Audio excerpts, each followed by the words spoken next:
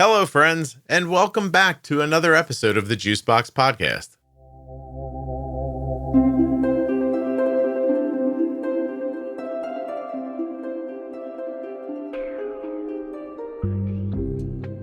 My name is Fatima. I am a mother of a type 1 boy. He was diagnosed when he was 2 years and 4 months, and he turns 4 tomorrow. Please don't forget that nothing you hear on the Juicebox Podcast should be considered advice, medical or otherwise. Always consult a physician before making any changes to your healthcare plan or becoming bold with insulin. I know this is going to sound crazy, but Blue Circle Health is a nonprofit that's offering a totally free virtual type 1 diabetes clinical care, education, and support program for adults 18 and up. You heard me right. Free. No strings attached. Just free. Currently, if you live in Florida, Maine, Vermont, Ohio, Delaware, Alabama, or Missouri, you're eligible for Blue Circle Health right now, but they are adding states quickly in 2025. So make sure to follow them at Blue Circle Health on social media and make yourself familiar with bluecirclehealth.org. Blue Circle Health is free. It is without cost. There are no strings attached. I am not hiding anything from you. bluecirclehealth.org. You know why they had to buy an ad? No one believes it's free. Today's episode of the Juicebox Podcast is sponsored by the Eversense 365, the 1 year wear CGM. That's one insertion a year. That's it. And here's a little bonus for you. How about there's no limit on how many friends and family you can share your data with the Eversense Now app. No limits. Eversense. This episode of the Juicebox Podcast is brought to you by my favorite diabetes organization, Touched by Type 1. Please take a moment to learn more about them at touchedbytype1.org on Facebook and Instagram. Touchedbytype1.org. Check out their many programs, their annual conference, awareness campaign, their D-Box program, Dancing for Diabetes. They have a dance program for local kids, a golf night, and so much more. Touchedbytype1.org. You're looking to help, or you want to see people helping people with type 1? You want touchedbytype1.org. My name is Fatima. I am a mother of a type 1 boy. He was diagnosed when he was 2 years and 4 months, and he turns 4 tomorrow. Oh my gosh, you're not even 2 years into it, though. No, we're not 2 years. Okay, well, happy birthday to him. That's wonderful. Thank you. Yeah. Thank you. He wants a Paw Patrol birthday, so he's getting one. Paw Patrol.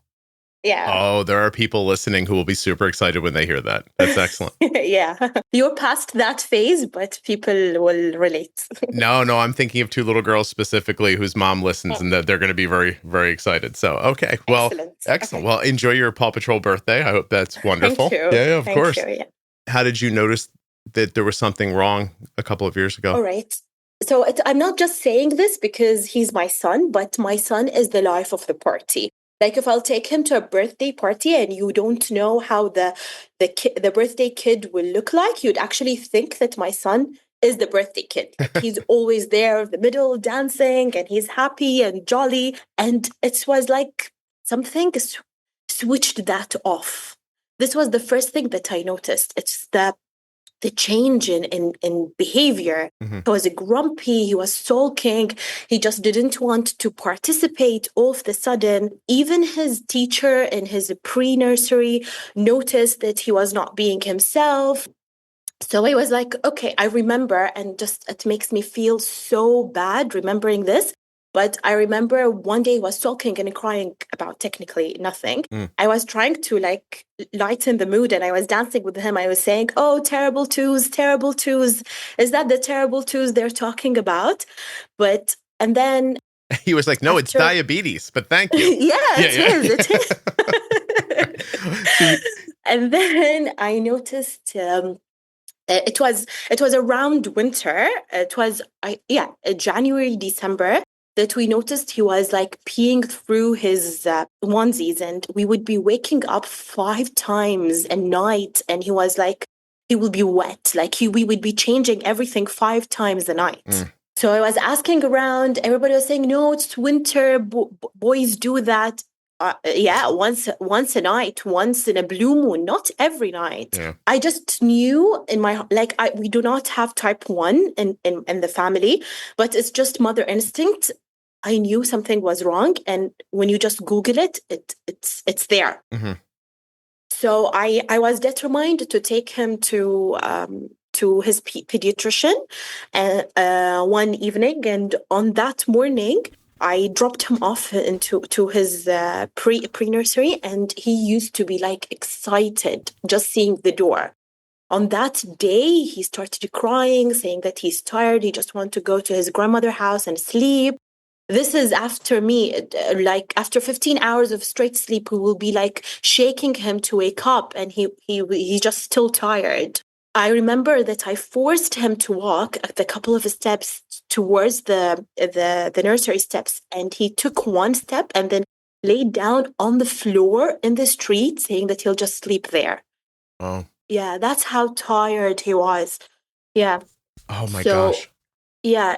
Now looking back, I was like, how did I just leave him in nursery that night? Do you have other kids?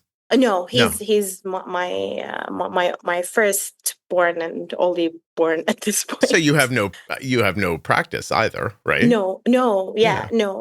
Like these days with social media, you sort of know what to expect. Mm-hmm. And I have cousins with kids a similar age, so I knew. And then you also compare 2 weeks before and at this point, and he's a completely different person. You changed so drastically. I have to say, while you were talking, I opened up ChatGPT and I just asked it, if my 2-year-old is sullen and wetting the bed, what should I be looking into? It listed physical, emotional, and developmental stuff, but under physical health, it said UTI, constipation, or diabetes type 1. Yeah. So at that night, I took him to the pediatrician. All right. And I just listed this. I went in, and obviously I have to put it out there. They should stop giving lollipops to kids in hospitals. Like, what are they trying to do? Really? It just, oh my God, it still makes my life so difficult. I have to carry these lollipops that I don't have to bolus for. So anyways, they handed him a lollipop in the doctor office. We walked in. I saw the doctor. I know him from before, obviously. And I told him, these are his symptoms, prick him. Yeah. So he was like, oh, this is what's the issue with all of these educated mothers. They just Google things. I was like, no, just prick him. And then it says HI. Yeah. Yeah. Did he really hit you with if you would have stayed in the kitchen, you wouldn't be here bugging me about this? No, he didn't. But he was like, he didn't want me to make it. He was like, oh, the internet. Kids change. Yeah, the internet. Yeah. Let's blame the internet. I see. Yeah. I just saw panic in his eyes. Obviously, I didn't know what HI meant. Mm-hmm. Like, is it hi? But no, the shock in his eyes. And he was like panicking, and he told his nurse to clean his finger again, prick him again. And then he was like, okay. It was like, mind you, it was like around 8 p.m. Mm-hmm. He told me, okay, call your husband and go to this clinic. He gave me the clinic's name. He's a child endo, and he's my friend. Okay, do not go back to the house. Just go to this clinic. It's his private clinic. Go straight and let your husband meet you there. Right. And I'll speak to the endo. Can I ask you, Fatima, did he say he has type 1 diabetes, or he didn't say it? This episode of the Juicebox Podcast is sponsored by Eversense 365. And just as the name says, it lasts for a full year. Imagine for a second a CGM with just one sensor placement and one warm-up period every year. Imagine a sensor that has exceptional accuracy over that year and is actually the most accurate CGM in the low range that you can get. What if I told you that this sensor had no risk of falling off or being knocked off? That may seem too good to be true, but I'm not even done telling you about it yet. The Eversense 365 has essentially no compression lows. It features incredibly gentle adhesive for its transmitter. You can take the transmitter off when you don't want to wear your CGM and put it right back on without having to waste the sensor or go through another warm-up period. The app works with iOS and Android, even Apple Watch. You can manage your diabetes instead of your CGM with the Eversense 365. Learn more and get started today at eversensecgm.com/juicebox. 1 year, 1 CGM. He says, I remember that him saying that his sugar is high and that there is no child endo in the hospital that Okay. he is working at, so he can't help me. I see. Okay. And so I called my husband. He met me there. It was like a 20 minutes drive. It was a private practice. We walked in, they checked his A1C, and I was like, like I remember just being like blank, like I had, and just like I felt the tears were starting to like, my eyes were watering. I really didn't know what to do. What does this mean? It was just like I wanted him to tell me that this was like some sort of a mistake. I remember him saying, this is what I remember that the doctor was saying. He said that his HbA1c is 9 and he's in no danger of DKA. So he told me to go back home and to head the next morning to the main government medical complex in the country, because if I go now, they won't do anything. There was no doctor on call. Tell people where you live. Oh, sorry. Yeah, I live in Bahrain. Okay. It's a small country in the Gulf. We always say that it is near Dubai, but it's like a 2 hours flight. But that's where people recognize it as. Yeah. All right. So it's really a small country. People know each other. The child endo actually knew my aunt. She works with him in the hospital. So I actually had doctors in the family as well. I remember that leaving the private practice, I felt so lost. This doctor didn't even say that my son has type 1 diabetes. He just said that the HbA1c is 9. Just go back home, come back tomorrow morning, first thing. Okay. Like this all the context that I had. I left. I called his pediatrician, the one who told me to go to this doctor. And I was bawling, like I was crying. And I asked him, why is it my son? Why, like he's, like we've done everything right. Like how could we have caused this? And he was like, there's nothing you've done.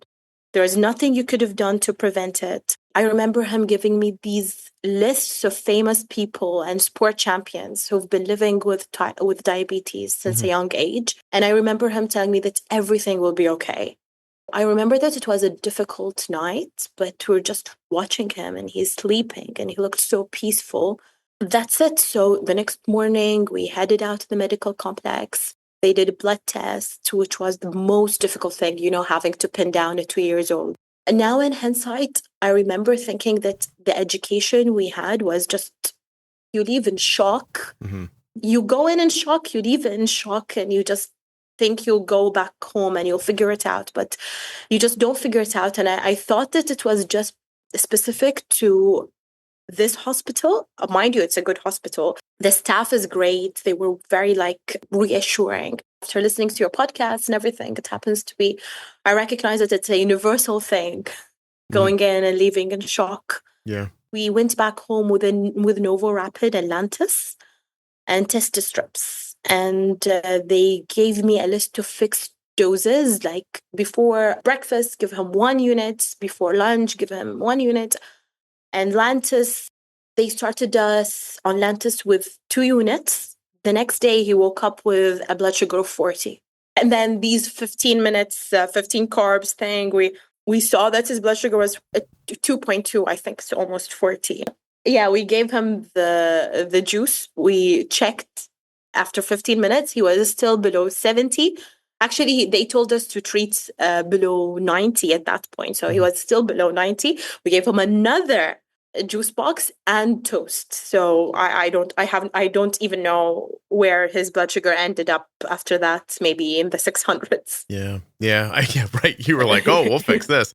You don't know what you're doing. Yeah, here you go. What did you call the information? Did you call it messy, or how did you put it? Messy. Yeah, that's a really descriptive way of yeah. It's chaotic, right? Yeah. just check before and check after, but do not fix a high blood sugar. You just have to wait. It's dangerous. Okay, but you're telling me that a high blood sugar is dangerous as well. So why can't I fix a high blood sugar? 15 carbs, like I don't know. I remember leaving the hospital much more confused than walking in. There's nothing we can do. We'll just have to deal with it. Just deal with it. Fatima, let me ask you a question. Like, yeah, Bahrain is like about the size of New York City, right? I have no idea. Let me check. Well, I'll look it up. But like, I mean, you're about, it's one of the smallest countries on the planet. Am I wrong about that? 786.5 square kilometers. Okay. All right. Yeah, so, that's going to be very close to New York City. Very small. Right. Very small. Yeah. And is this the only hospital, or is it just the one that you were sent to? There are many hospitals, but this is the main like we do have kind of like satellites. This is the main one, and then there's satellites. Yeah, we have like in the UK they have NHSs, like the GPs are all around. We do have these small hospitals that will go, and they're government hospitals. You pay nothing. You get all the treatments for nothing. But then there is this main hospital, which is also a governmental hospital. Okay. So in all of my trip, I paid $0 for everything. Insulin actually in Bahrain is free. Wow. That's pretty awesome. Yeah. I want to go back to how messy it all felt. Sorry, I've been jumping around. No, sorry. No, you're not. Are you worried you're jumping around? I don't know. You're not. You tell me. No, you're fantastic. You're doing great. Don't worry about it. All right, thanks. Even did you grow up speaking English? Actually, I do not think that you'll come in here and you'll find anyone who does not speak English as a second language. Yeah, I mean, you're not reaching for words or anything. Like I usually no, it comes easy. Yeah, it's interesting. Like I can hear it sometimes when you're speaking with people who natively spoke another language into adulthood, and they'll get to a word and they can't find the word in English, but I haven't noticed that once with you. Oh, thank you. My question is that you don't have any background in type 1. There's nobody with it in your family. No. You haven't lived through it before. And the doctors... No, nothing. Yeah. When they give you the information they give you, right? And yes. I know they tell you treat under a number, but do they tell you why? Do they tell you what happens if it gets too low? Do you have glucagon on the first day? Yeah, they handed out glucagon. They never, similar to the States, from what I heard from your podcast, they never showed us how to use it. Just gave it to you. Yeah, just gave it, and they told me that they told us that the instructions are on the box, and I do remember that the nurse practitioner. Was very motherly, and I appreciate that from her. I remember the nurse practitioner telling me that you will never end up using it, that in all of her terms there, she never heard about any kid who had a seizure except for kids with divorced parents. So I was like, okay, nothing can happen now for my relationship. Yeah, your husband's like, well, now this is easy street for me. She's never leaving. And so, I mean, what an odd thing to say. Yeah. It was like, just stick together. If you don't want this kid to get a seizure, you need to stick together. Well, that's interesting. I message with, this is going to sound like a strange sentence, but I have a messaging relationship with a number of mothers from the Gulf region. Do we call it, what do we call it now? Because when I was growing up, they called it the Persian Gulf. Is it still that? No. Arabian? Well, now we call it the Arabian Gulf. Okay. Yeah. And so from a number of different countries, I swear to you, a lot of moms message me, usually on Instagram, by the way. And I'm wondering how you guys are all finding those podcasts. How is that happening? We went back home and my husband started research mode. I was talking to people and just searching for type 1 diabetes account on Instagram and around in the countries around Bahrain. And we found a girl, a mom. She's a type 1 mom to a girl in Qatar. Okay, which is 4 hours drive, 40 minutes, maybe air trip. And she told us about you guys. So that's the power of social media. Yeah. Wow. It's amazing. Yeah. And because of her, we knew that there is something called Omnipod. We knew that there is something called the Dexcom. We knew that fixed doses is not the way to go. you just, when you go back home actually and start, you feel that this is not working, but you just need someone to reaffirm that whatever is in your head is actually true. Yeah. And that you're not just imagining that things are not working out. After I settled down, I also started searching, like just going to these different type 1 accounts in the region or in the country and stalking whoever is following them, looking for people I know, like looking for people, for common friends. Yeah. So somebody, like, when you see something happen, to be able to say that made sense. I had that feeling too. It's so comforting, Yes. right? To hear somebody else have the same thought. Right. Absolutely. I got to know to one of the girls I know about. Like, I was not close friends with by then. She was type 1 since she was 11, and she's my age. So I am 34 currently. And so she grew up with it technically. So I messaged her, and she felt like, all of these feelings I think that it rushed back to her, especially that my son was very, very young. And she gave me the number of a type 1 dad, also in Bahrain. And she told me to speak to him. He's looping. He's doing great. His son's A1C is in the fives. So we spoke to him, and I think this was the real turning point in our journey. Like, my husband met with him. This guy, like, we've never seen him, like, in any other circumstances. Our paths would never cross. He told us, like, did you notice that he was going high sometimes, like 12 hours after his Lantus, and then and then dropping low, and all of these we've noticed. Right. Yeah. We was like, we keep on increasing lunch dose because we have no idea why he's going high after lunch. This guy, he handed us out. What's that called? The other long acting, Levemir? the new one. Oh, no, Tresiba. Tresiba. Okay. Tresiba, and our line flattened. Mm-hmm. Yeah, because you were actually getting coverage for basal insulin throughout the whole day. Yes. Yep. Lantus was like, it just did not work for us. But it wasn't lasting 24 hours, certainly. No, yeah, definitely. Yeah. And no one told you about splitting the dose, or we were just either covering, now in hindsight, either covering the high with dose for lunch, we're covering, the shortage of basal with bolus for lunch, and then feeding the lows during the night. Have I ever, you listen to a lot of the podcasts, so I can ask you this. Yes. Have I ever discussed how I figured out that those older basal insulins didn't last 24 hours? Have I ever shared that? Not that I remember. No, not that I remember. Can you share? I tripped my way online onto a message board that was being used by pharma employees. Okay. And they were talking to each other. And this is a long time ago. Like, security on the internet isn't like, it's not like it is now. And I got into the board, and there were salespeople in there, and they were talking about how bad they feel telling people that the drug lasts for 24 hours when they know it doesn't. Oh my God. That's how I figured it out. And so I thought, okay, so like, how long am I seeing it last? And, and then for me, and in fairness, Arden was using Levemir. It was about 18 hours. And so I just thought, well, I don't want to shoot it every 18 hours because it kind of puts you, like, it messes you up on the clock, like it's not there. So I thought I'll try splitting it. Like, I'll do half now and half 12 hours from now. Like, so when she gets up, before she goes to bed. And man, that works so well. And now we talk about splitting insulin. Like, I think there's an episode about it. Yeah. Yeah, but that's how I figured it out. I just tripped across like massive Googling until I found, I guess I Googled the right words, and it led me into this forum that they thought was private that wasn't.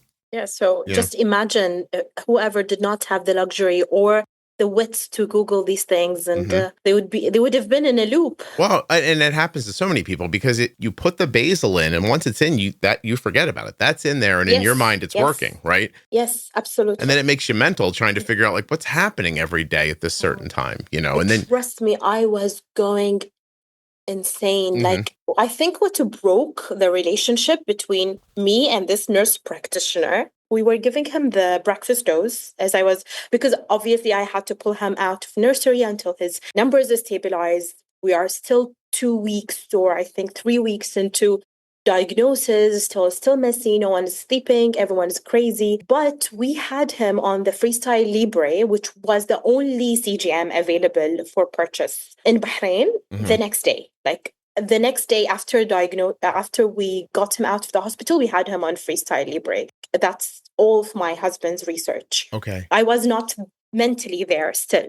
Are you in a position where financially this is doable for you, or could anybody do this in Bahrain? Yes, fortunately, we are fortunate. Not everybody could have done this in Bahrain. I know that the government gives Medtronics, but there is a long waiting list. A long waiting list for it. Okay. Long, like it can go for years. I see.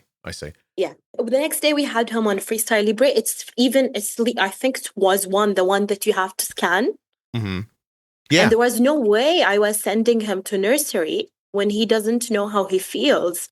And just relying on someone to send me his readings every half an hour. Sure. When you don't know what you're doing, you can't even imagine. Like, how do I even explain it? I don't understand it. How am I going to explain it to someone else to do it? Exactly. And then they don't love him the way I do. So, right. Yeah, I know. And then they're busy with other 8 kids or 10 kids. Yeah, so, right. Kids I'd be willing to ignore to help my own kid. I would be willing to kill but to not them. Yeah, exactly. Right. So no, I take your point. I wouldn't have sent him either, probably. For 2 weeks we stayed. I was just changed jobs, so I was new in my current job. So I took a 1 week leave. My husband took more. When we started going back to work, and this is the story of the beginning of the end of my relationship with the hospital. I used to drop him off at my mother's in the morning. I would give him his breakfast dose. Like we were still on pens. My mom would just feed him. All right. And then obviously back then it was horrible because 1 unit would maybe add up to, I don't know, 30, 40 carbs for him. And we'd be chasing him around with food because 30 carbs is a lot for a 2-year-old. Yeah. Over lunch, he was always going high. Like breakfast, it was okay. It made sense. Lunch, it was always going high. And he would be high for hours. And then they told us not to fix that high. So I remember once my dad had him run around in the neighborhood just to bring his blood sugar down. And he was still not. I think he was shooting up to the 400s, 500s, and he was just stuck there. Yeah. At that point, we had to call in twice every week to the hospital and just give them our readings. So they were seeing that our lunch readings were not okay. So they told us to increase that fixed dose from 2 units to 4 units. Okay. I'm following. Yeah, yep. So double. A disclaimer, at this point, today he got 1.8 unit for his lunch. Okay. That's how high they made us. Right. They made us go. Too much or not enough? Oh my, he dropped way too low. much. Okay. Like 4 hours, and it was the first week of both of us being at work and being far, and there was like panic. How old are your parents, by the way? Early 60s. Okay. And they didn't raise kids with health issues? No. Okay. No. Yeah, it was panic, Juicebox after Juicebox, and you know how that ended up. That was the end of my relationship with them. They never heard from me again. They called me once in a while to tell me, there's this event for type 1 kids. I would like to take my son, but it's always during my working hours. So just never worked out. But yeah, no advice. Yeah, Fatima, he was having highs and they doubled his insulin? Just horrible. And now, Scott, in hindsight, now thinking about why he was going high. 1, it was the Lantus. 2, when they tell you that when you're giving insulin through the pen, you should keep the pen a little, like few seconds more. Yeah, hold it in there for a moment. Just my mom was too scared that she's hurting him. She was pulling it out. Oh, she might have also been pulling it out before she was done injecting it. Yeah, maybe. Absolutely. Yeah. I'm now looking back, that's a huge part of what was happening. I see. Oh, she got nervous. He is her only grandchild at this point. So, and she loves him dearly. And you know how grandkids are with their grandparents. Sure. He knows how to tick her boxes and to switch on her switches. So yeah, so she didn't want to do anything to hurt him, and they were just like, I think they were not asleep. My parents were not sleeping as much as we were not sleeping, just thinking about him. Mm-hmm. Yeah, no, I understand. Yeah. It's difficult for everybody, not just for the kid, not just for the family or for the parents, everybody involved. Like I saw it messed with everybody who cared about Arden. Like you said, out to grandparents and cousins and everything, and everybody had a different reaction to it. Absolutely. Yeah. Absolutely. Around this point, we started listening to you. My husband was talking about you like some kind of like magician. He's saying that there is no restriction. He's like, more insulin, more insulin. And then it's just like, we knew that this is what we wanted our kid to grow up with, no restrictions. This condition should not hold him down. And when you give birth to a kid who you see that he's smart and social and intelligent, and he knows how to like present himself, you have great hopes for him. Sure. And it's always, my kid, he's going to do great things. I think all parents are entitled to feel like that about their kids. Yeah. And to work towards it, right? Absolutely. Right. Absolutely. Then I started listening. I started speaking to these different individuals with type 1 accounts around in the region. I started feeling that it's hard, but it is achievable. We went back to our endo. At that point, people were advising us to shop around for endos. I didn't really find a lot of child endos in our country. I can think about two. One that we already saw. Okay, and we were following up with. He was such a nice guy. You know how it is. Yeah, no, I understand. That's people's first thought is like, well, your endo sucks. Go find another one. Like, I don't know what tells you the next one's going to know what they're doing either. So, the next one was a horrible experience, Scott.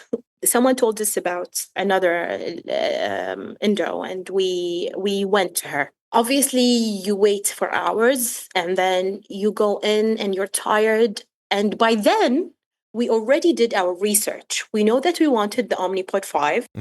We know that we wanted the Dexcom, that these fixed doses are not working with us. We wanted to start on a carb ratio, and we were like so optimistic. Everybody was talking, saying good things about her. And we told her that we wanted to put him on the Omnipod 5, and that we will find ways to get it. It's fine. We can find ways to get it. But what do you we asked her, what do you think? And she was like very judgmental. Like she turned. She was like, you do not have your child's best interest at heart. The Omnipod is not nearly as good as the Medtronic 780. Okay. I have never even researched the Medtronic 780 with all due respect, but I do not see my very active child having tubing on him. And the size is a huge compared to his age. If it's important for you, right, about the size and the tubing, then it's important. But the other thing is that, listen, whether you chose Medtronic or Tandem or Omnipod or, they all work really well. Like, yeah. How would that be you not having their best interest at heart? I don't know. Okay. I don't know. She was really, really pushing for the Medtronic, and you do not tell a parent that they do not have their child's best interest at heart. Yeah. It's just a no-go. I have to tell you, I find it oddly comforting that there are terrible people in all countries. I really felt good about that. I was like, oh, so it's not just here, it's everybody. You find someone somewhere and everywhere. No, it really is like a real, I mean, you can think, oh, it's here, or, it's terrible where I am, or, other places suck. But like the truth is that people are people, and communication skills lack all over the world. I mean, I'm sure that person thought they were saying something valuable to you, but look how it came out. Yeah, and then she followed it up with asking me if I was staying with him at home, and I was like, no, my husband is taking over this week. I went back to work, and she just gave me that look that, damn you working moms. Oh, is that cultural? No, not at all. Okay, all right. at all. Yeah, at all. When we were like, no, we still want the Omnipod 5, just please write us a prescription. Mm-hmm. So she was like, anyways, I can't write you a prescription. There is no representative. And if anything happens, then no one can help you. My husband was telling her, if anything happens, we'll just throw out the pod. Yeah, right. Yeah. Oh, she was worried that if you got a bad pod, you couldn't get a replacement. I don't, with the Medtronic, if anything happens, they have to like replace the entire thing. Medtronic's represented in Bahrain, where Yes, Omnipod yes. isn't. And, well, listen, Yes. if you have the money to go buy them in cash, you have the money to buy a couple of extra ones, right? Yeah. Right. And we did not even, this was not a concern of ours. How come is it a concern Of hers. For her? Yeah. When she saw that we really did our homework, that things are not going her way. And oh, by the way, she was trying to arrange his numbers. So he will be stable at 8 millimoles, which is 144, which is too high. Like, I don't want him to be stable. You had stability at a lower level, and she wanted you to move it up. Yeah, with the Tresiba, we did. The Tresiba did Okay. wonders. You got the diagnosis with limited information, got sent home, not really understanding anything, gave you glucagon, didn't tell you when to use it or what it was for. You came in with a lower stable A1C. They tried to raise it. You asked for a pump. They said no. But you're just having the classic type 1 experience. Yeah, I mean, by then we were like, I think a month or so into diagnosis when I saw her. We're still lost. Yeah. No, I'm sure. We're still like lost. Like I couldn't eat. I just feel that I couldn't keep my head above water. I was devastated. Mm-hmm. And to hear her saying that, and then like when she saw that there's no, like these are like, no, it's a no-go with these guys, and she turned to her nurse practitioner and she told her to just ask the next patient to come in. Oh, they just Like, kind of kicked you out? Disrespectful. So disrespectful. It's like I left and I was like, I'm never going to see her face. These people again. are leaving Like, now. Yeah.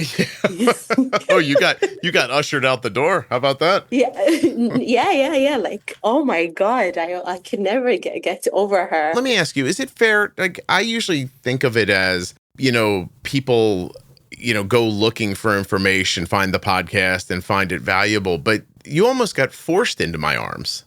Oh, they were pushing me into your arms, Scott. Yeah. Well, I have to thank all the bad doctors out there. I appreciate it. Yeah. Well, so we went back to the first endo and we asked him about the Omnipod. He was like, I can write you the prescription for that. He's more open-minded to like, what do you want to do? But he also lacked, I feel, he didn't know that the Omnipod 5, like the closed loop system, the algorithm was there. He just knew about Omnipod DASH. Okay. At that point. That was January 2021. I'm not sure when the Omnipod 5 came, but at that point, I felt that he didn't know about the Omnipod 5. He just thought that we were talking about the Omnipod DASH. He was like, I could write you the prescription, you choose. He still advised us to go with the 780, saying that and I quote, it's like comparing an iPhone to a Nokia. That's what he told you? Yes. Huh. I don't know. I'm looking here. Omnipod 5 was officially released in the United States in early 2022. And sorry. Yeah. Our diagnosis was 2022, not 2021. Yeah, sorry.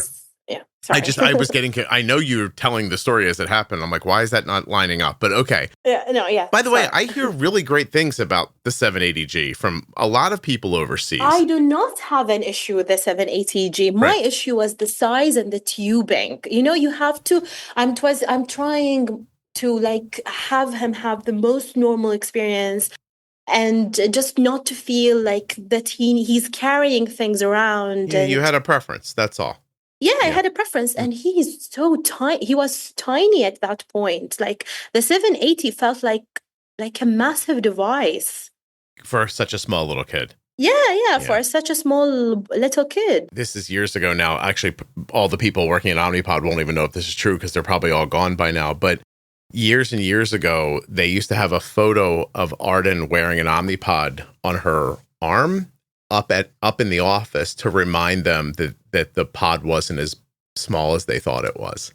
And because it would look so big on her, and they've shrunk it down since then. But there was a picture of it on her because, even that looked big, and now they've made it smaller since then. Hey, listen, there are plenty of people running around with using, tube pumps that like them. But again, if it's white, I hear good things about the T-Slim. I hear good things about the 780G. Right. It's just a preference. Yeah, exactly. And it's funny because you went from a doctor who just said, I don't care what you want, no, to one who sounded like they just didn't know. And they were like, hey, do whatever you want. It's fine. I'll write it. Yeah, like because he saw that we're doing our research, and this is something I appreciate about him, especially with diabetes. It's really an evolving education. Yeah, for sure. And if the doctor do not know everything, then maybe listen to your patients who are living with it. Yeah, geez. Yeah. I'm going to interject here for a second and tell people that if you're ever upset that I bleep out the cursing on the podcast, I did it for like a specific reason, and I'm talking to you today. I feel very good about it. The reason is that Apple Podcasts is the way that most people around the world get podcasts. Mm-hmm. If I curse in the podcast and make this an explicit podcast, I immediately lose distribution in China, India, Brunei, Nepal, South Korea, Belarus, Uzbekistan, and Libya. Like, it just goes away.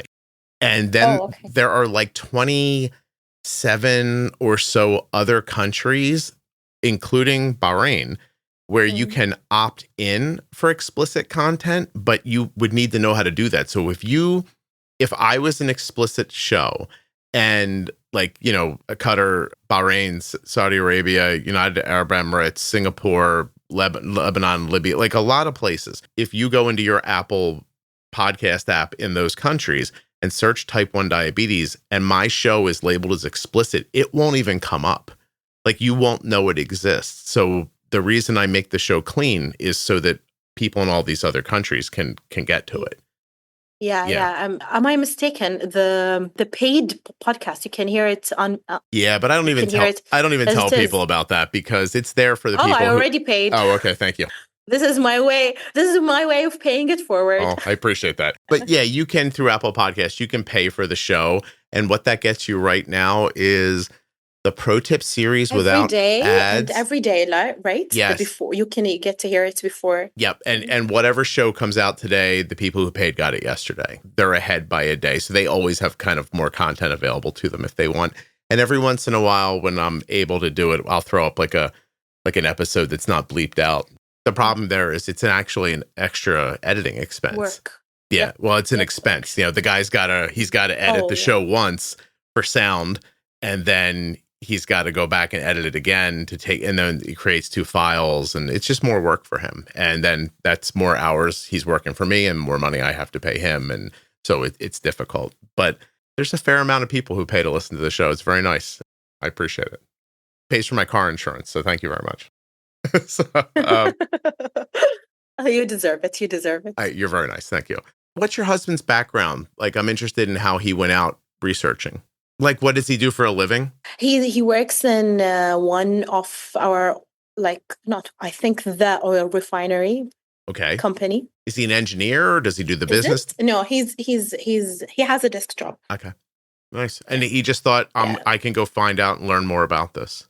Social media is a strong factor in our journey. Wow! Because of you, and thanks to you, we also got to know about integrated diabetes. Oh, and and we worked closely with Tavia Vital, and this is a shout out for her. She's amazing person. We worked very closely. We did 3 months retainer, and then we did a 1-year retainer. And I mean, we wouldn't have known anything without her. The amazing thing about her is that she's a type 1 herself. She understands you as a parent, but she can tell you how does it feel if a person goes low, if a person goes high, right? All of that. So I'm really thankful for her. I just saw Tavia at dinner at touched by type 1 Oh, last month. yeah. And I think I saw her for like 5 minutes and I thought, oh, I'll see her later and talk to her. And I never saw her again for the rest of the weekend. She's an amazing, amazing person. I keep thinking about renewing a retainer just to have like the comfort of having someone just tell you that you're not going crazy, especially honestly, like for a while we've been doing well. The Omnipod 5 Dexcom really helps. I mean, for the first year we had Omnipod 5 on manual because his needs were so little. But then when he reached that 6 units a day, we switched to auto, and for a while we saw good results, but then things changed. I still do not know what. Our breakfast and lunches are okay. Our dinner, like I was telling you before we started recording, I slept for half an hour yesterday, and I am an exhausted person. At this point, I feel like I do not see that light at the end of the tunnel.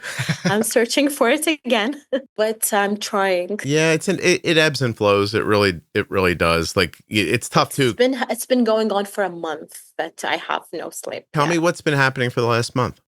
A breakfast and lunch, you just normally he will eat like similar food throughout the day. Like we would be eating something different during the weekends, but during the day, you should know what his blood sugar would do because he eats the same food.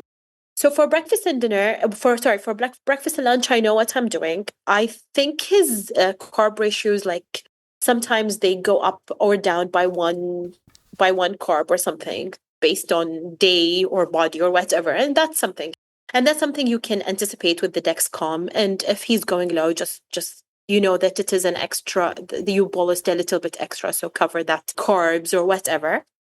But then for dinner, I feel like his digestion is just so slow. He would have a piece of a bread and some kind of spread that is not like fatty, a chocolate milk that is plain sugar, like none of these healthy protein ones. If we give the full bolus, he'll go low and then he'll go high, even with carby meals. Like I started testing out on carby meals just to see what's going on. And he would actually go low and then he will go high if I give the full amount. So I was thinking this looks like a trend of slow digestion and I have to split bolus. I asked around in the Facebook group, who's also I'm very thankful for. I had a lot of agreement with me that digestion is really slow and slows down towards the evening. And I noticed his digestion slowed down around 5:30 p.m. This is when he's just settling in, just watching a show and then getting into his pajamas to just get ready for dinner and sleep. Do you think your dinners are more dense in carbs than? Yeah, they are definitely carbier. And I think because he also keeps asking for food because he just doesn't want to go to bed. Okay. Oh, that's smart. Good for him. Yeah. Mommy, I'm thirsty. I'm hungry. Yes. Water. I'm scared. I'm excited. I'm happy. I want to stay up. Yeah. What do you guys do when I go to bed? You're like, we pass out. None of the things we used to do. None of the things we used to do. I'll tell you that much. No, not the show that I used to watch. I don't know what's happening. Or the book I used to read. Yeah, exactly. So yeah, they are definitely carbier. Like I would say that his breakfast and lunch are normally around the 30 carbs. And then dinner is around 50. I see. Yeah. I see. Yeah, well, it could be just that you're not noticing any other any digestion issues. He's not constipated or having belly pain or anything like that, right? No, it's just okay. And it's just a slow digestion. So what I started doing, and for a while it worked, that I started splitting the dose. Like I would give 50% or 60% up front. I would pre-bolus for 5 minutes. And by the way, we are on FIASP. Okay. So that helps also with pre-bolusing for his age. And then like he'd eat his meal a little bit shy of the 2 hours mark. I would be bolusing the rest before I see any kind of trending up. And for a while it worked. But for the last like week, he's going low. Like he's going low throughout the night. And I give him a lot of carbs and nothing seems to be keeping up. So tonight I'll be trying a more conservative insulin to carb ratio. I still will split bolus. Mm-hmm. And I'll give him a little bit extra up front, and then the remaining I'll give him before the 2 hours mark. But it's just I don't know. What's the target on the Omnipod 5 set to? Right now, I have it at 120. Okay. And on overnight, it's 110. So you're trying, and what time does that come on lower target? It was starting 9 p.m., but yesterday, because I wanted it to pause just to see what I was doing, I kept the 110 target to start at 12 a.m. And did that help? No, it was pausing insulin and he was still going low. So it was not budging. So it's coming from significantly before then. Yeah. So what's happening is for 6 hours. I don't know. You're getting extra. I'm tired. You're like, I have no idea what's happening. Please, someone help me. Yeah. so the meal is taking more insulin, or you don't have it spread out correctly over top of the meal, and so when I bolus the 50% up front, he would go like from his 80 to 120 maximum, and then he'll come down nicely and be stable at around 80.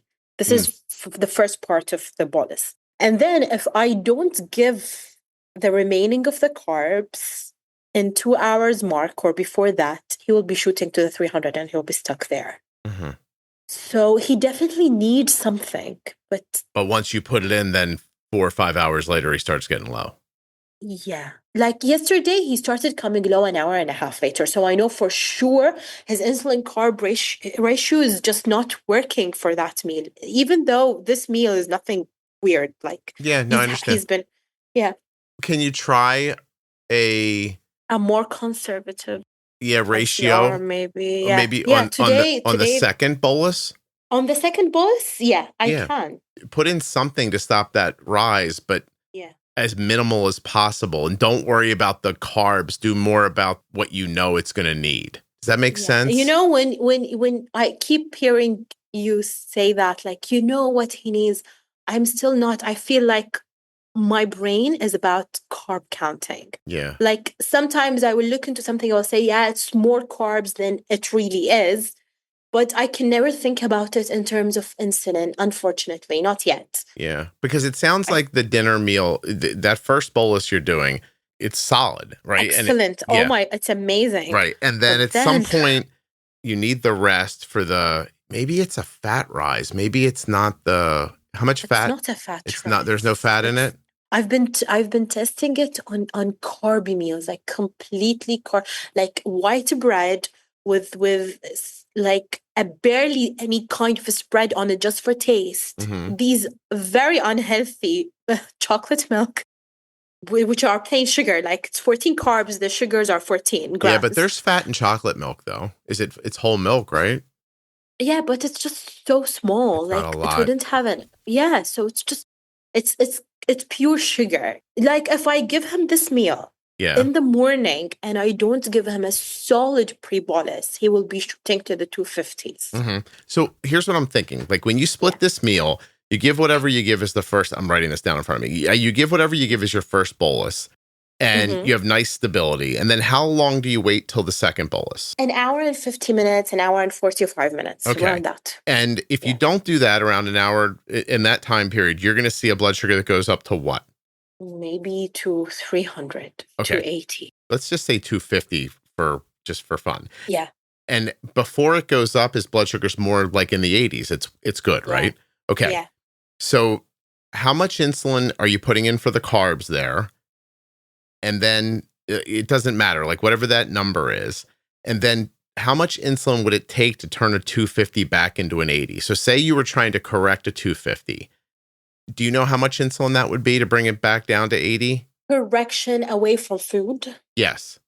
1.5 units. 1.5. But with food, it might take more. And then in your situation here, when you're making that second bolus, you're doing it by carbs, but how much insulin does it end up being? Yesterday, it took 2 units. 2, okay. 2.5, actually, 2.5. Okay. Today I will do 1.9. I would try the 1.5 and see what happens. I don't know why. Like, I can't imagine why, but like you're putting in this insulin and you're getting low. But Yeah. if you didn't put it in, you'd be around 280, maybe Yes. 250, 280. Yes. So just bolus for the 250 instead of the carbs and see what happens. All right. Does that make Will do. sense? Yes. I hope it works. Well, listen, If it works, I want to be clear. I don't know if it's going to work or not, but it's worth a shot. No. It's some things we need to try something. Yeah. I know. I'll accept an Instagram message of 1.5 worked or didn't work. I'd appreciate knowing. Oh, but let me go back to a few days ago. Yeah. So what I did, I was thinking I will give him something less by half a unit. All right. Mm-hmm. So I gave the half carb, the 50% of the carb up front. I pre-bolus T8. He was perfect. And then I gave I think around 1.3 units because it was a less carbs that meal. It was around 43 carbs, if I remember correctly. Mm-hmm. So I gave him the 21 carbs, and then I said, okay, I will bolus less by 5 carbs, by 6 or 5 carbs, which comes around 0.5 or something. I forgot what's but it was less by 0.6. Okay. Units. So I gave the second part. He was okay, but then at around 3 hours, he was still not coming down to target. He was still like hovering in the 140s and then like slowly to 150s, and so I was like, oh, he needs the remaining. Okay. So I bolused, but because it was too late, he still shot up. Yeah, it's too late at that point. Yeah, he still shot up. You're going to figure it out. Yeah, there's an amount of insulin there that's going to work. I would try not being so stuck on what you think the carb count is and focus more on how much insulin you think it's going to stop it without making it low. Today I am like reverse re-engineering my brain to think that the second part needs a weaker insulin to carb ratio than the first part. Yeah. Right. Well, I mean, that's how it seems. So I think you'll do well if you like. That's why I chose like 1.5 units because you seemed like, well, it could go 250, 280, 300, but it sounds like it might be a little less. So, I mean, what would it hurt if you did 1.5 units this time? Yeah. So, I mean, let's say it went up to 180. You'd be like, okay, well, that's better than, and it doesn't get low later. Absolutely. That'd be better. And you can work off of that then. Yeah, absolutely. Cool. Absolutely. That's awesome. What else should we be talking about? Have we missed anything? I just wanted to talk because one thing, towards the beginning of his diagnosis, it just hit me so hard. And, you know, I as we spoke earlier, you have all of these dreams and all of this love to this human being who's funny and full of life, and just he's amazing. And he says the smartest things, and then just hits you. It's like it feels that something is taking away from your motherhood. Like you cannot fully enjoy your child. You're always thinking about him. Like I drop him off to nursery, and then the Dexcom window is open on my desk at work. Like you're not fully there at any moment in life, and it just really, really impacted me, and it still continues to impact me. At that point, I had to seek therapy. It's just somewhere where you can talk and just feel that you're not crazy, like reassurance that what you're feeling are okay. Like I felt bad about myself, thinking that why is it my kid and not that kid or someone else that I do not know. And I encourage, for the first 2 sessions, it was my therapist just listening and me crying. It was like tears. Yeah. For 2 full sessions. Like, I don't remember saying any proper word. I have no idea how she put together what I was there for, but it really helped. It made me feel that I'm not crazy, that I have the right to feel that about my kid. And because I feel like that about my kid, I will find a way to figure it out. So I really, really encourage anyone who's feeling alone, any parent or caregiver who's feeling alone, to seek therapy, to just talk about it. Your feelings should be validated. It's okay to feel the way you're feeling. Yeah. Doesn't say that you're a horrible human being. Actually, in the contrary, it says that you're so in love with this small creature, that the human being, that you're actually touched by what he's going through. And it really helped me find some balance. I still sometimes feel so angry. It really helped me a lot. And also the Facebook community, Scott, that you've built is amazing. I was at a very low point, and I posted something, and this angel, her name is Julie, and I already asked for if it's okay To say her name. to say her name. Yeah. Her name is Joy. Let me. I don't want to say it wrong. Julie Keeler. K. Eeler. Oh, sure. She's been in the group for a number of years. She just asked me to DM her, and she was reviewing all these graphs. She's someone that I'll probably never meet. She's in the States, different time zones, different countries, different geographies, and different age group. And we were talking, I think, for 2 months, making these little tweaks here and there, and changing settings, and then just talking and validating each other's feelings. She's amazing. I cannot even begin to thank her enough. And I think she deserves a shout out here. So thank you for that. I mean, it's one of the most selfish communities I've ever came across, honestly. I'll stop you for 1 second. You mean selfless, but you said selfish. Oh, sorry. No, don't be sorry. Selfish. No. Sorry. So Julie, I know her name because she's helping to support a cause that, is very meaningful. So I see her posts and they pop up in front of me. It's wonderful that you met somebody. A wonderful lady, honestly. Yeah, that's awesome. Yeah, and maybe you can speak to Omnipod 5 or to Omnipod and Dexcom, so they can open up a small shop in Bahrain, or speak to or deal one of the pharmacies. It's really a hassle getting them. I was going to say, what are you doing? You having somebody in America buy them and ship them to you? So we ship Omnipod 5 from America. We found them on a website, but Dexcom, we can buy it from Saudi Arabia, which is like a drive away. Mm-hmm. There's a causeway linking the two countries. They do not ship to Bahrain. They do not have a physical location where you can go and grab things. It's just like a representative that ships your order to a location in Saudi Arabia. So my husband's friend from college, he lives there, and we ship it to his address, and then we just find ways to get it from him, or he get it to us. So it's really a hassle. Okay. Yeah. You are an island. I'm right about that, yes. Right? Yeah. Yes. We are an island. How far is Saudi Arabia, by car? Depending, you can get there in, 30 minutes. Okay. And is that all over the causeway? I have no idea. Have you ever driven close. I've been. Am I driving over water on a bridge the whole way? Yes. Awesome. Yes. Technology. Yeah. I want to invite you here, but you're not going to Canada, so I don't think you'll be here. Listen, I'll go anywhere I'm invited if there's a nice group and we can talk. Oh. Canada. It's cold. You know what I mean? At least you guys have nice weather. Oh, no. Too hot? Too humid. Oh, it's humid there? That's upsetting. Horribly humid. 90% humid. You have to come, you have to come in February or January. The weather is amazing. You can go to the beach in January and February and enjoy the weather. Yeah. How long of a flight are we looking at? Last time I was in the States, it took me 19 hours. Oh, yeah, that seems like something I'm not going to do. Yeah. I told you. Yeah.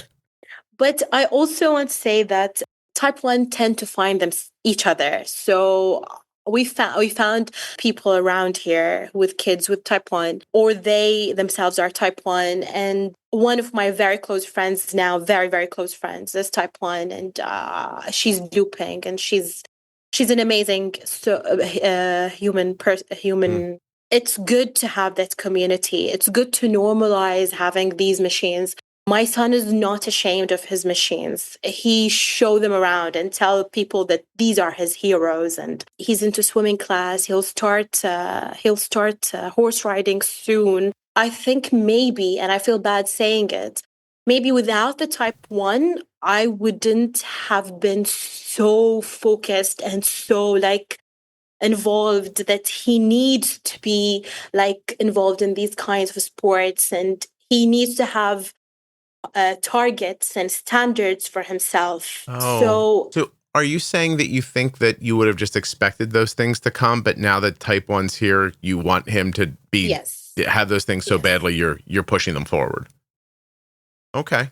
I'm not putting pressure, but I'm more like seeking them like right here and there, and it makes me feel bad, but it is the way it is, and not giving up on him now will, I pray that he will not give up on himself in the future. Okay. No, I imagine he won't. He sounds like he's got great support. Can I ask you a question? You talked about being tired a lot. Like, is it just recently or is it been spread out over time? Just recently, like I actually, because I've been here listening to your podcast, I think with the lack of sleep and everything, I haven't been losing weight as I usually do. I have been tired. Like I feel, because I don't sleep, I feel that I can't focus. So I did test my TSH and came back normal. I think I was just really sleep deprived and very low on vitamin D. No, I'm saying like you really can get ahead of you in a tough way, and then you don't notice it for years, So I just wanted you to go to the doctor and get a physical, or I did. I got a blood test and checked my TSH. It came back. I actually expected thyroid, because I just feeling that this needs, like, I might have been facing. That's why I'm always tired. Right. But my thyroid came back normal. Like it was below 2. Good. That's good. Yeah, and but I'm just really sleep deprived. Yeah. No, it's tough. Yeah. It really is tough. And you're saying, have you gained weight since he's been diagnosed? Not gained weight, but I've been trying to lose weight, and that's not happening. It's not happening. Okay. Yeah, well, I don't know if the GLPs make it to Bahrain, but They are. Everybody here is about losing weight. I know, right? Everybody all of a sudden is like, look how thin I am. Yeah. No, I hear you. Well, I wish you luck. I hope you find a way. Because, I mean, thank you so much. Yeah, I mean, listen, between 90% humidity and a kid with diabetes and not having sleep, I don't know where you're going to exercise. Yeah, it's all, everything is inside. Mm-hmm. You can't walk around, yeah. Being outside is not good? No, only for 2 months a year. Oh, my gosh. It's just too hot. Too hot. I got you. Culturally, like, what's the food like? Is that part of your issue, do you think? Or do you don't think? Like, I think, like, generally we eat good food, like carby meals, yes, but there is always protein. Our food has, like, the home cooked meals has never been a lot of oil. We switched to olive oils ever since his diagnosis. Mm-hmm. The food that we eat on daily basis never causes issues. Like, I hear all of these people complaining about rice, and he eats rice every single day and does not. It's very easy on his blood sugar, surprisingly. What kind of rice is it? Just the white basmati rice. Just what? Oh, but it's basmati? Yes. Oh, so I would have told you that, like, we had to switch Arden to basmati rice. It does not hit the same way, but regular white rice, like, that you would get here, or brown rice, or even like anything like that hits harder. But basmati, for some reason, just does not hit as hard. But why? Isn't it like all rice, or is it? I can't begin to tell. I mean, I can try to find out. So weird. Yeah. It's probably the glycemic index is probably just lower on it, but I'm wondering what's going to happen. Oh, basmati rice has a lower glycemic index compared to many other types of rice, which is why it tends to have lesser impacts on blood sugar levels. You just got lucky. You're eting the right kind of rice to begin with. Yeah. We got lucky. Yeah. Trust me. If you tried the other one, you'd be like, rice is horrible. I mean, he doesn't like any kind of pasta except for spaghetti, and I can see the difference. Mm-hmm. It hits very hard. Yeah, no kidding. I have to pre-bolus way ahead. Do you know about cooking pasta, then cooling it and reheating it? Yeah, but my mother thinks this is not the way to do it. Oh, And oh. he should eat everything fresh out of the oven. And who am I to say otherwise? Well, yeah, you're his mom. You can say. Listen, basmati rice contains a higher proportion of amylose, a type of starch that is digested more slowly. This leads to a more gradual release of glucose into the bloodstream. And brown basmati rice has more fiber than white rice. So there you go. Now we know more about that than we now needed we know. to. Yeah, now we know. Yeah. Well, I can't thank you enough for coming on the show. Like, this was really terrific. My pleasure. My pleasure. You're as, it's like talking to someone famous. Who's the most famous person in Bahrain? I don't know. Why are you laughing? Do you not have like singers or like? We do. I don't know. Who's your favorite singer? You're like Bruce Springsteen? No, I don't. I just said the most American thing I could think of. That's all. I can't even think about a name. Oh, there is a singer I like. It's I don't know if you'd find his song. It's Arabic songs, so okay. You're not gonna tell me. Are you embarrassed? His name is Khalid Sheikh. Khalid Sheikh. Let me see. He's not coming up on my list of most famous Bahraini singers. Hold on a second. Yeah, these guys do not look like Bruce Springsteen. Hold on a second. Okay, so. Oh wait, Khalid. So who are you getting? All right, yeah. So I have. I mean, I'm going to mispronounce everybody's name, right? It's okay. I'll make it out. Hala Al Turk. Hala Turk. She's a child. No, okay. not my age. Khalid Al Sheikh. Who? Yeah. Okay. Khalid Sheikh. Yeah, that's him. Okay. All right. Asla Nasra. ASSALANASRI. No. Oh, yeah. She's Syrian Bahraini. She has. I think she has the nationality, but she's not originally from here. Yeah. She's very good. She's very good as well. Then there's a couple of girls that are one named, like Madonna. There's Alam, AHLAM. Ahlam, yeah. She's well known. Okay. She's a very good singer as well. Hind, HIND. Yeah, Hind. Okay. These are and if I listen to their music, it's not gonna be American. Is there any American music that makes it to you? Oh yeah, all American music that makes us. What's your favorite kind of music then that comes from here? American music. I'm not sure if these are American people, the American band, but I like Coldplay. Coldplay? Okay. Yeah. Who else?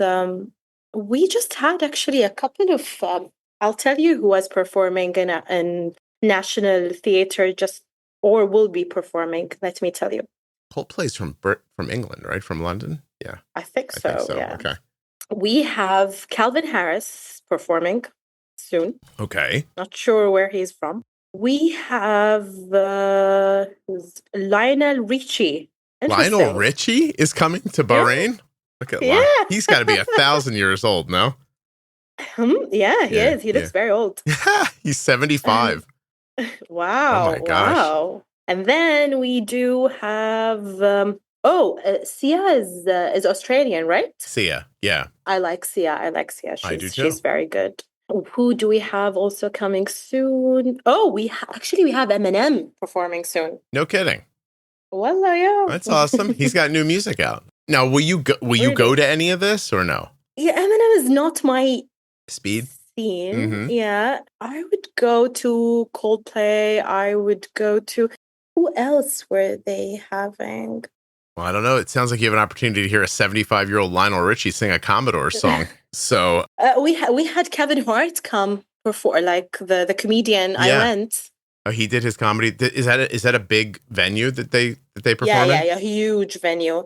Him and the South African guy. What was his name? He's very funny. Trevor Noah. Yeah.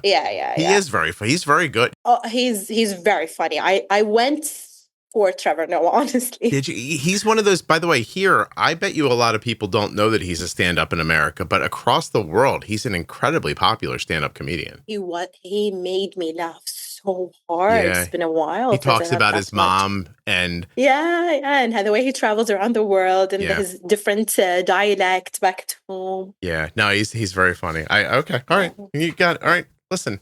Fatima, I really appreciate this. We're international people. Yeah. We're like, we know what's happening around the world. I imagine. I just don't know how much you would care. Like, do you know what I mean? Like, Well, we do care. yeah. We do care. Are you aware of like American news? Yes, we are aware of American news. It's impacting us some way or another, right? No kidding. Oh, that's interesting. Oh. Yeah. But I don't think Americans are aware about news from the Gulf as much as we are aware about their news. But yeah, it's possible it would help us if we were, actually. Maybe, yeah, I think Listen, so. without saying a name, okay? Yeah. Do you have a preference about who wins the U.S. presidential election? Like, do you care? Does it mean something to you if one of them wins over the other?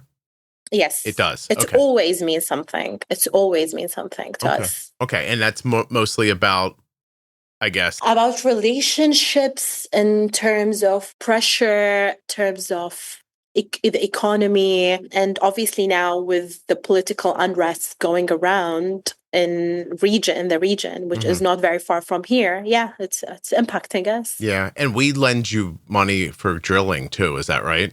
Do you know about that? Like, I'm not sure, honestly, but maybe, possibly. I think it's about it's about credit, really. Like everything's. I think we also had we have purchased arms from the U.S. as well. So it's that big kind of like those big ideas. Oh, no kidding. It's super interesting. Yeah, I don't know. Like I don't know if you pressed me if I say trades with Bahrain and U.S. Yeah. Oh, that's super interesting. Okay. All right. I really appreciate this. Hold on one second for me. I'm going to stop the recording.